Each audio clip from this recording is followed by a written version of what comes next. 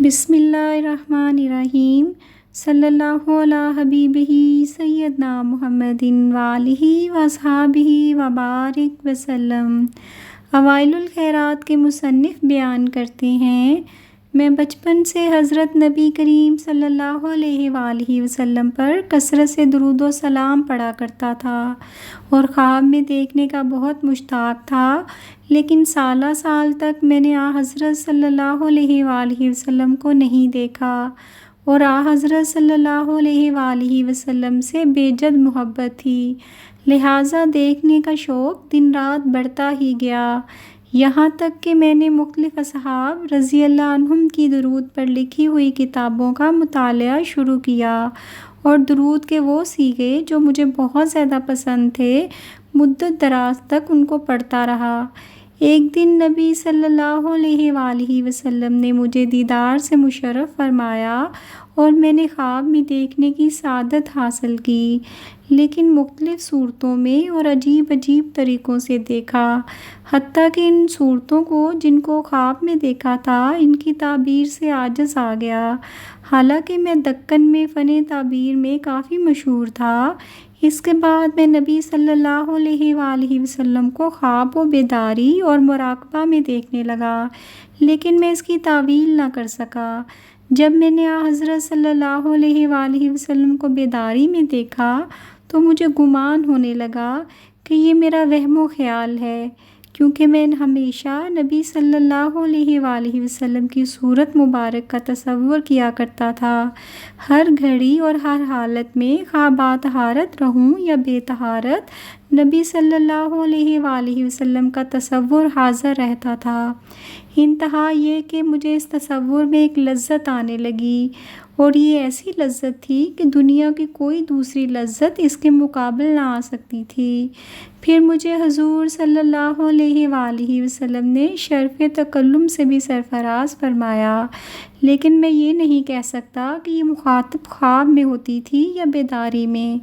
ایسی حالت مجھ پر 10 سال تک طاری رہی اور مجھے اس تصور کی تصدیق و تکذیب میں برابر تعامل ہوتا رہا، کبھی میں اس کی تصدیق کرتا اور کبھی تکذیب۔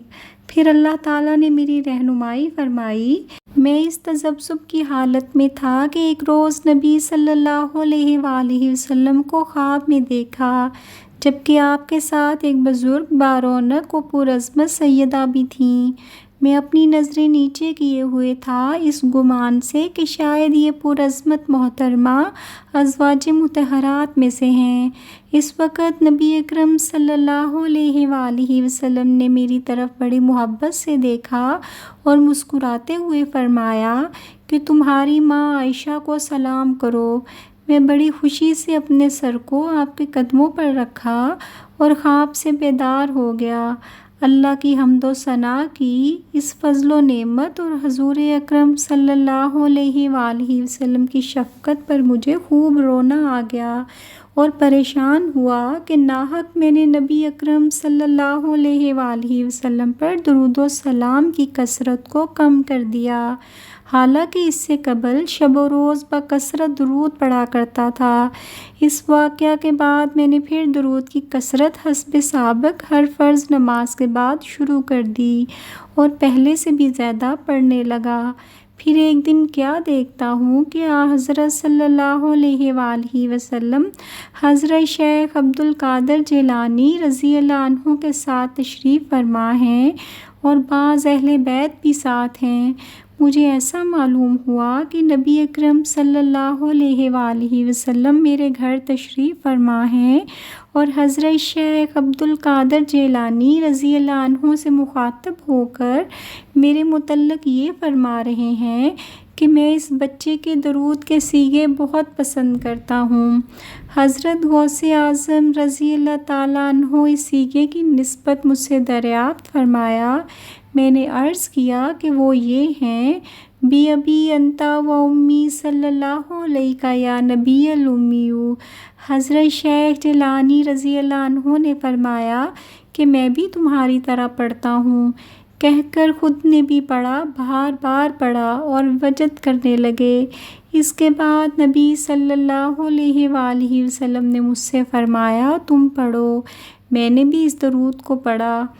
حضرت صلی اللہ علیہ وآلہ وسلم نے فرمایا پھر پڑھو۔ پھر میں نے پڑھا۔ پھر ارشاد مبارک ہوا دوبارہ پڑھو۔ پھر میں نے اس کو کئی مرتبہ حالت سرور میں پڑھا۔ اس کے بعد حضور اکرم صلی اللہ علیہ وآلہ وسلم نے میرے بازو کو پکڑ کر اپنے قریب کھینچا اور بڑے لطف و کرم کے ساتھ مجھے ایسا ملاحظہ فرمایا جیسا کہ کوئی اپنے بچے کو دیکھا کرتا ہے۔ پھر مجھ سے دریافت فرمایا تم نے اس درود کے الفاظ کہاں سے حاصل کیے؟ میں نے عرض کیا یا رسول اللہ، میں نے ان الفاظ کو صحابہ کی روایت کی ہوئی حدیثوں میں پایا ہے۔ پھر نبی صلی اللہ علیہ وآلہ وسلم نے دعا فرمائی میرے لیے اور ان سب کے لیے جو اس درود کو پڑھیں، اور ان سب کی شفاعت کا بھی وعدہ فرمایا، اور یہ درود اللہ کے پاس مقبول ہوگا۔ میں فرط مسرت سے رونے لگا اور آپ کے پائے مبارک کو بوسے دینے لگا۔ نبی اکرم صلی اللہ علیہ وآلہ وسلم نے اپنی روائے مبارک سے میرے آنسو پونچھے اور فرمایا بچے کیوں روتا ہے؟ پھر شیخ جیلانی رضی اللہ تعالیٰ عنہ سے مخاطب ہو کر ارشاد فرمایا میرے بچے، اے عبد القادر، اس لڑکے کو میں اپنی راست نگرانی میں تربیت دوں گا۔ حضرت شیخ جیلانی نے فرمایا مرحبا یا رسول اللہ صلی اللہ علیہ وآلہ وسلم۔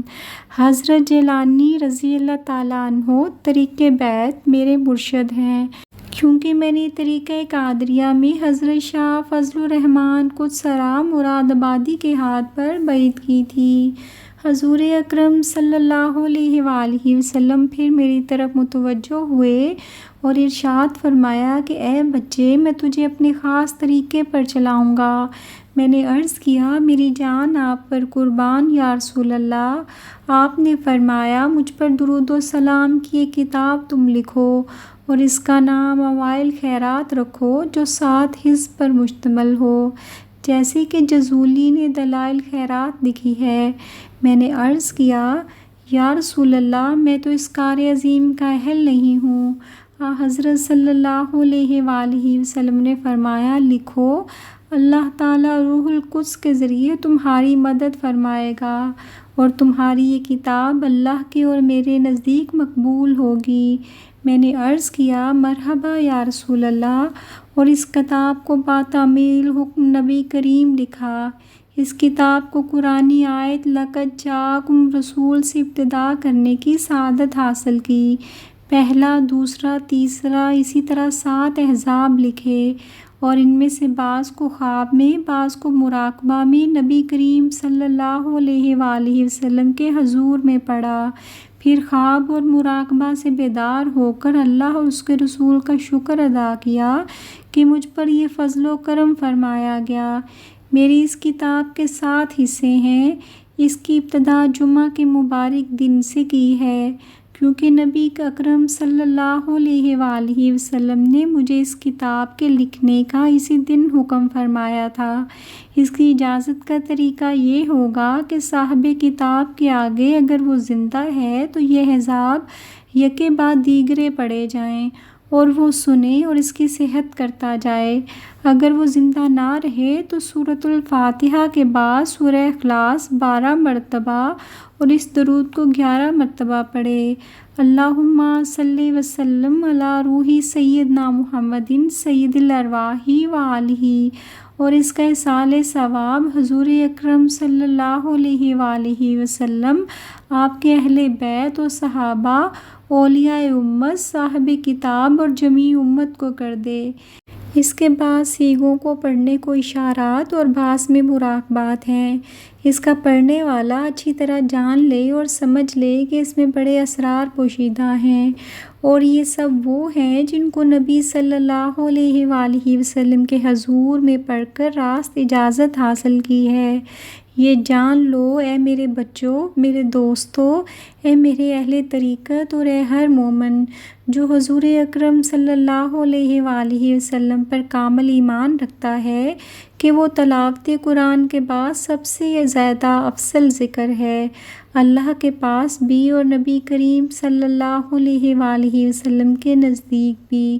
اور اس کو خوب سن لو اور یاد رکھو کہ نبی کریم صلی اللہ علیہ وآلہ وسلم بعد وفات بھی حیات ہیں اور اپنے فیضان روحانیت سے سرفراز فرماتے رہتے ہیں، اور آپ کی رؤیت حاصل نہیں ہوتی بجز کثرت درود و سلام کے، جس کو ہمیشہ اور ہر وقت جاری رکھنا چاہیے۔ اور جس نے نبی اکرم صلی اللہ علیہ وآلہ وسلم کو خواب میں دیکھا انشاءاللہ تعالی بیداری میں بھی ضرور دیکھے گا، جیسے کہ نبی اکرم صلی اللہ علیہ وآلہ وسلم کا ارشاد مبارک ہے، جس نے مجھے خواب میں دیکھا وہ مجھے قریب بیداری میں بھی دیکھے گا۔ بس اس سعادت کے حاصل کرنے میں سبقت کرو تاکہ دنیا و آخرت کی بھلائی حاصل ہو، کیونکہ ہماری بقا اس عالم میں دوامی نہیں ہے، ہمارے مردے اور ان کی روحیں ہمارے ایصال ثواب کی محتاج ہیں، کیونکہ وہ اب عمل سے منقطع ہو چکے ہیں۔